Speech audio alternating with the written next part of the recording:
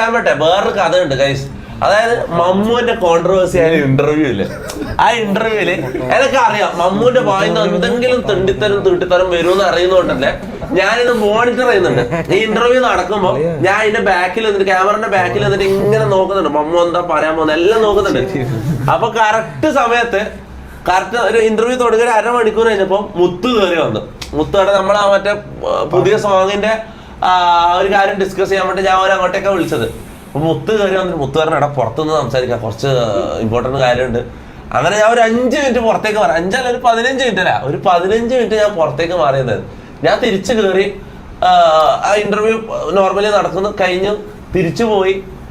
ഇന്റർവ്യൂവിന്റെ out വന്ന് ഈ പ്രശ്നം വരുമ്പോൾ ഞാൻ ഈ വീഡിയോ കാണുന്നു, ഞാൻ ഇത് കാണുന്നു. മമ്മു പറയുന്ന സമയം ഞാൻ പുറത്തായിരുന്നു, ഞാൻ ഇവനൊരു സംസാരിച്ചോണ്ടിരിക്കുന്നു. ഇവൻ കാരണമാണ്, അല്ലെങ്കിൽ ഞാൻ അപ്പൊ തന്നെ ആ ക്യാമറ അങ്ങ് ചവിട്ടി പൊട്ടിക്കൂല, അല്ലെങ്കിൽ ഞാൻ അത് പറയാം കട്ടയുടെ നാറികളെന്ന് ഞാൻ പറയായിരുന്നു. ഇത് ഞാൻ കേട്ടില്ല, അത് പ്രശ്നമായി പോയത്.